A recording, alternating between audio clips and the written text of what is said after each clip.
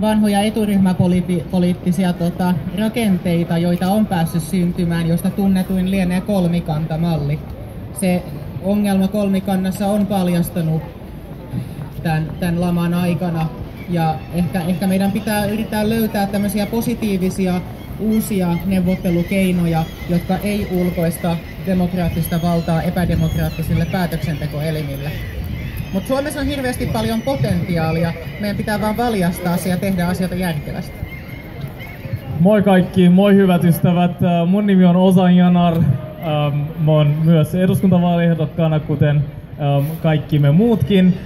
Mitä Suomen taloutta vaivaa on se, että Suomen vientialat on syöksynyt, esimerkiksi elektroniikkateollisuus, joka on ollut Nokia-vetonen, ja myös paperiteollisuus on syöksynyt, joten meillä on nyt vientisektori, joka ei vedä. Eli meillä on vientisektori, jonka tuotteet ei käy kaupaksi. Ja se on mielestäni suurin ongelma. Miten me voidaan takata tätä ongelmaa on se, että meidän pitää panostaa koulutukseen, tutkimukseen ja innovaatioihin. Tämä on se tapa, jolla me saadaan tulevaisuuden kasvua. Mutta kun puhutaan, mitä tässä tilanteessa pitäisi tehdä, on se, että tässä on tullut hyvin esille esimerkiksi rakenteelliset uudistukset, sote-uudistus, kuntauudistus ja eläkeuudistus. Nämä pitää viedä eteenpäin, jotta meillä on varaa esimerkiksi järkeviin investointeihin.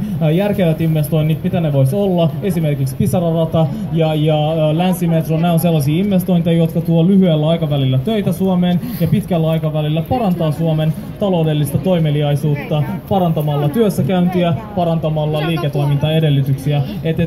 Nämä olisi mun reseptit tälleen nyt nopeasti ja me voidaan varmaan jatkaa keskustelua. Jatketaan kyllä keskustelua. Me otetaan jossain kohtaa yleisökysymyksiäkin, joten älkää suotta pois menkö, mutta tässä kohtaa mä voisin myös kysyä teiltä nyt, kun paljon on näissä vaaleissa nyt puhuttu siitä, että pitäisikö leikata vai elvyttää. Jotkut poliitikot on kertoneet, että heillä on kyllä isoja leikkauslista 6-10 miljardia. Toisilla taas se on päinvastoin, eli elvytetään niin paljon kuin vaan ikinä pystyy, koska raha on keskuspankkiraha on ilmasta. Ja nyt mennään vähän tällä vapaampaan keskusteluun, että mitä te olette mieltä elvytyksestä? Auttaako elvytys? Voidaanko me elvyttämällä saada tämä talous käyntiin? Miten tämä menee? Otetaan Lilja vaikka siitä. Joo. Talouspoliittisessa keskustelussa on hirveästi asetettu vastakkain elvytys ja leikkaus. Se on tavallaan ihan älytön lähestymistapa pitää näitä jotenkin toistensa vaihtoehtoina tai vastakohtina, koska siitä ei ole kyse.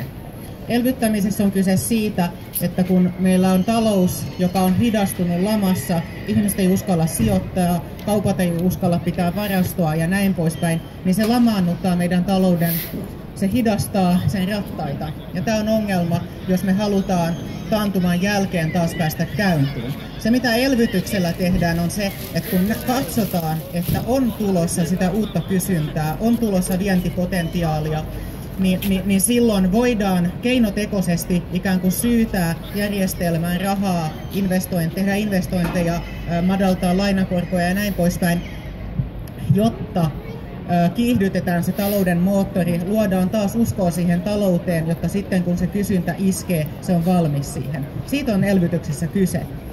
Ja todennäköisesti meidän täytyy tehdä aika monimutkainen ja niin kuin pitkäjänteinen yhdistelmä, joitain leikkauksia sellaisesta, mitä ei enää tarvita tai joka ei ole niin kuin tarkoituksenmukaista nyky-Suomen kannalta.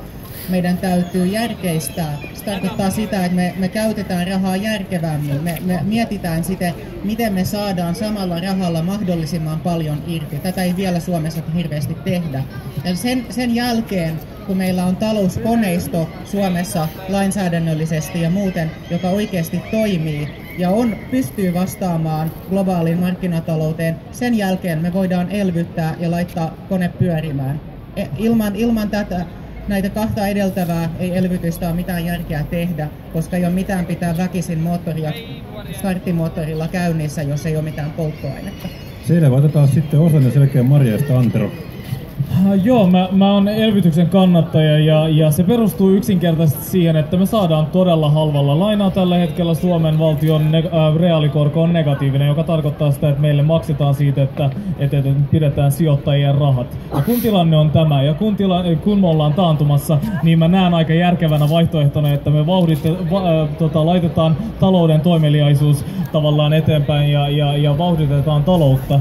Ja muutama asia. Yksi on se, että tutkimusten mukaan elvytys taantumassa on moninkertaisesti tehokkaampi kuin elvytys tavallaan normaaleissa oloissa. Eli me saadaan samasta elvytyksestä paljon enemmän tehoa tällä hetkellä, kun me tehdään sitä. Ja totta kai menosopeutuksia voidaan tehdä, mutta ainoastaan, tai mä sanoisin, että vasta nousukaudella. Mutta me voidaan toki leikata jostain ympäristölle haitallisista tuista. Sitä me voidaan tehdä ihan milloin vaan. Sitten, mitäs Marja Vuorenmaan mieltä? Elvytetäänkö vai leikataanko? No, mä oon samaa mieltä näiden edeltävien puhujien kanssa, että mun mielestä nämä on turhaan laitettu niinku vastakkain. Että asioita voidaan tehdä fiksummin, ei pidä tuhlata rahaa, mutta voidaan myös samalla elvyttää. Ja mun mielestä esimerkiksi tällä hetkellä tosiaan meidän vienti ei vedä hirveän paljon, mutta sitten samalla nähdään, että ne alat, missä meillä on osaamista, meillä on teknologiaa, meillä on korkeata osaamista, eli ulkomailla esimerkiksi suurin kasvava ala tällä hetkellä on tämmöinen puhtaan teknologian ala, missä meillä on niinku uskomaton potentiaali. Mutta tämä ala, jotta se Suomessa pärjäisi, niin tarvii niinku vähän innovatiivia rahaa ja tarvii niinku nämä uudet markkinat tarvii tukea. Et esimerkiksi 3D:llä printattavat aurinkopaneelit, niin ne ei niinku keksi itseään, vaan niihin pitää satsata, että tällaisia innovaatioita voidaan kehittää ja lähteä sitten viemään. Minkä kautta näitä innovaatioita pitäisi tehdä sitten? Tukemalla siis tutkimusta ja koulutusta. Okay. Muun muassa. Mutta sitten mä haluaisin jatkaa vielä, että samalla pitää kuitenkin miettiä just meidän rakenteita ja tehdä asioita fiksummin. Tällä hetkellä meillä on jäänyt vähän niin kuin roikkumaan tällaisia vanhoja ympäristöhaitallisia tukia, jolle on ollut joku syy, ehkä vieläkin on jonkunlainen syy, mutta samalla huomataan, että niillä on selkeitä kustannuksia yhteiskunnalle sekä lyhyellä että pitkällä aikavälillä. Ja näitä meidän pitää lähteä leikkaamaan. Esimerkkejä näistä on esimerkiksi turpeen energiatuotannon tuki. Eli turpeella tuotettu energia maksaa vähemmän veroa kuin muut energiamuodot, eli turve on niinku sitten paremmassa kilpailuasemassa. Ja tämähän on siis fossiilinen, erittäin korkeapäästöinen energiamuoto, enkä pysty käsittämään sitä, että me halutaan tukea sitä. Toinen on se esimerkiksi se, että tuetaan lihantuotantoa, ja sitten samalla ihmetellään, että miksei suomalaiset noudata tätä ruokaympyrää ja syö enemmän kasviksia ja syö ihan liikaa lihaa. No mistäköhän se johtuu? Koska me tuetaan sitä lihantuotantoa, lihan niin verrattain aivan liian halpaa. Eli näitä asioita, näistä on monta muutakin esimerkkejä, mutta meidän pitäisi niin rohkeasti lähteä katsoa näitä ja niin ei jäädä kiinni näihin aikaisempiin toimintamuotoihin, vaan katsoa tulevaisuuteen, mitä me tarvitaan. Tämä on taas sitä ongelmaa, kun haastattelee oman puolueen ihmisiä, niin kaikki on aika lailla samaa mieltä asiasta, mutta haluaisitko se Antra olla vähän eri mieltä? No, sano nyt sä, että pitää leikata. Mä haluaisin vähän olla eri mieltä tuosta meidän elvytysmahdollisuudesta. Yhdysvalloissa on elvytetty voimakkaasti, on elvytetty erittäin onnistuneesti. Mutta se oli mahdollista, koska heillä oli oma keskuspankki, jolta saattoi lainata rahaa, ja se ei haittaa, että velkaannutaan itselleen.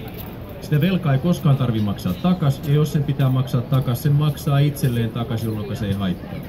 Euroopassa meillä on 19 maata eurossa, ja 19 erilaista talouspolitiikkaa ja 1 rahapolitiikka. Ja se rahapolitiikka on ollut äärimmäisen tiukkaa. Meillä ei ole samaa mahdollisuutta, että me voitaisiin velkaantua itsellemme, vaan me joudutaan lainaamaan muualta, käytännössä ulkomaiset liikepankilta. Ja se on riskiraha, koska jos me ei onnistuta käynnistämään meidän taloutta uudelleen, me ollaan vielä enemmän lirissä kuin nyt. Nämä on ne reunaehdot, jotka tuossa on. Vastaavasti tosiasia on se, että säästämällä kansantaloutta ei saa nousuun. Jos mä päätän, että mä en enää käytä rahaa sun luona, niin se tarkoittaa sitä, että sä ansaitset vähemmän, jolloin sä et enää voi käyttää rahaa sit taas, kun sä tulet mulle. Että tää yhteiskunta toimii näin. Mutta sitten tuodaan vielä se, että kun puhutaan rakennemuutosta, mä voin ottaa esimerkki, nyt tää on liiketaloudellinen esimerkki, ja yleensä kansantaloutta ei pidä siihen verrata suoraan, mutta ajatellaan, että mulla on kahvila, jossa on 2 ihmistä töissä. Ja yksinkertaisesti toinen niistä on turhaa tarpeeton, niin ei se ratkaisu ole se, että mä elvytän sillä, että mä pidän sen ja käytän hänelle rahaa, vaan se ratkaisu on enemmänkin se, että mä hankisin jonkun jutun uuden tuotteen, satsaan siihen, joka kiinnostaa ihmisiä ja vetää ihmisiä puolesta. Tosin rahaa voi käyttää monella eri tavalla. Osamilla oli tähän joku nopea kommentti. Tosi nopeasti. Siis mä sanoisin näin, että on järkeviä investointikohtia, jotka maksaa itsensä todellakin takaisin. Näitä on esimerkiksi IMF-raporteissa, talouden arviointineuvoston raporteissa ja muutamassa muussa tuotu hyvin esille. Ja nämä on sellaisia elvytysmahdollisuuksia, johon meidän pitäisi lähteä. Esimerkiksi korjausinvestoinnit, me joudutaan korjaamaan erilaisia asioita muutenkin tavallaan myös tulevaisuudessa, joten kun meillä on näin alhainen korkotaso, niin siihen pitää totta kai lähteä.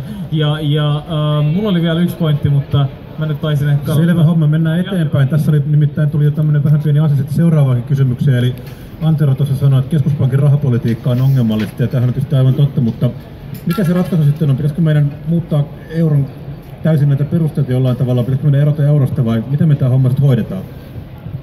Tämä on mun lempiaihe, mutta tämä ei yleensä kosketa muita kuin perussuomalaisten äänestäjiä. Mä olen sitä mieltä, että euro on ollut äärimmäisen suuri virhe. Se toteutettiin ennenaikaisena. Meillä ei ollut järjestelmä valmis sille. Se oli poliittinen päätös, mutta se ei ollut millään tapaa järkevä kansantaloudellinen päätös. Raha ja koko järjestelmä toimii kunnolla vaan silloin, jos meillä on rahapolitiikkaa, jota säädellään sillä, että on keskuspankki, joka määrittelee kuinka paljon rahaa on markkinoilla, mikä on korkotaso. Ja talouspolitiikalla, finanssipolitiikalla, sillä politiikalla, mitä tehdään sitten taas kansallisissa parlamenteissa. Ja sen täytyy pelata yksi yhteen. Silloin se homma toimii ihan hyvin. Toisin sanoen euro voidaan saada toimimaan, mutta on syytä ymmärtää, mitä se vaatii. Rahapoliittiset päätökset tehdään jatkossakin Euroopan keskuspankissa, mutta ne talouspoliittiset päätökset pitäisi tehdä Brysselissä. Ja mä en näe, että se on poliittista realismia, että me onnistutaan siirtämään sinne niin paljon valtaa, että me saataisiin euro toimimaan. Toinen vaihtoehto on purkaa euro, mutta tämä nykyinen malli on täysin kestämätön ja tämä tulee jatkumaan. Kreikka esimerkiksi ei ikinä nouse. Tämä tulee olemaan ikuinen tulosiirtounioni Kreikan suuntaan niin kauan, kun sitä pidetään tolleen tiukasti liassa. Okei, mitäs meitä muut on sitten euron tulevaisuudesta? Marja Vuoremo, euro vai ei? Mä oon kyllä euron kannattaja, mutta mä oon kyllä Anteron kanssa samaa mieltä tästä, että se on kestämätöntä, että meillä on raha- ja talouspolitiikka ja finanssipolitiikka on niinku hoidetaan eri tasoilla ja nämä ei niinku keskustele keskenään. Et kyllä näissä pitäisi olla niinku, enemmän yhteistyötä tavallaan. Mutta mun mielestä euro oli Suomelle ihan hyvä ratkaisu, koska ainakin aikaisemmin meidän vientimaat on ollut esimerkiksi Saksa ja muut eurooppalaiset maat, ja siinä niinku tämä yhteinen valuutta on auttanut meitä. Mutta tulevaisuudessa tosiaan tätä järjestelmää pitää kehittää, jotta se voi jatkua hyvänä myös jatkossa. Eurokriisihän on paljastanut just nämä ongelmat. Eurohan oli tosi kiva juttu silloin alkuaikoina, että voitiin matkustella ja käyttää rahaa eri maissa tosi kätevästi. Voitiin suoraan vertailla hintatasoja ja näin poispäin. Et siinä oli tavallaan kuluttajalle silloin oli huomattava hyöty. Ja sitten poistettiin tämmöiset valuuttariskit sitten taas, kun kävi ulkomailla tai tehtiin kansainvälistä kauppaa euroalueen sisällä. Mut se, mitä tämä talouskriisi taas on paljastanut, on just tämä, josta Antero puhui. Eli se ei ole kestävä päätöksentekojärjestelmä, jos meillä on yhteinen valuutta, mutta kaikki maat vetää ihan eri linjoihin omaa talouspolitiikkaansa. Koska se tarkoittaa sitä, että silloin me ei voida käyttää sitä rahajärjestelmää osana kansallista talouspolitiikkaa. Se mitä voidaan tehdä, on joko se, että me integroidaan Suomea ja muita jäsenmaita osavaltiomalliin eli liittovaltioksi, jonka seurauksena talouspoliittinen päätöksenteko siirtyy eurotasolle, mutta tämä on tämmöinen polttava kysymys, että onko se toivottava suunta. Toiset taas haikailee ihan suoraan siihen, että erotaan eurosta ja pidetään oma rahapolitiikka. Molemmissa on huonot puolensa ja joitain etuja. No, kun puhutaan eurooppalaisen talouspolitiikan koordinaatiosta, niin totta kai siinä on ongelmansa, mutta meidän pitää myös muistaa, että esimerkiksi meillä ei ole nykyään valuutanvaihtokustannuksia, kun me ollaan sisämarkkinoilla. Markka oli aika pieni valuutta, jolla oli ihan älyttömän iso tämmöinen heilahteluriski, se on poistunut, ja tällaiset niin kuin vapaat sisämarkkinat myös tuo tiettyjä etuja yrityksille. Ja mä ehkä sanoisin näin, että on tehty toki talouspoliittisessa päätöksenteossa Euroopassa ihan hirveästi virheitä. Ja yksi niistä on se, että me ei lähdetty elvyttämään silloin, kun Yhdysvallat ja muut kumppanit lähtivät heti 2008 jälkeen. Eli ne pysty sitä talouskriisiä lieventämään niillä isoilla elvytyspaketeilla melkein monta vuotta, melkein 7 vuotta, että me lähdettiin määrälliseen elvytykseen. Se kertoo myös siitä eurooppalaisen talouspolitiikan ailahtelevuudesta ja myös siitä, että sitä ei tehdä johdonmukaisesti. poliittisesti. Et mä ehkä ensin pyrkisin sellaiseen johdonmukaiseen eurooppalaiseen talouspoliittiseen päätöksentekoon ja sitten vasta katsoisin muutamia rakenteita. Yksi juttu, mihin mä voisin olla valmis lähtemään, on se, että EKP, Euroopan keskuspankki, voisi ottaa inflaatiotavoitteen lisäksi vaikka työllisyystavoitteen. Se voisi olla sama juttu kuin esim. Fedillä ja muutamalla muulla keskuspankilla, ja se toisi talouspolitiikkaan tavallaan lisäaseen, jolla pystytään puuttumaan erilaisiin tilanteisiin. Okei, hyvä yleisö. Jos haluatte kysyä yleisökysymyksen, niin tulkaa tänne eteen vaan, niin saatte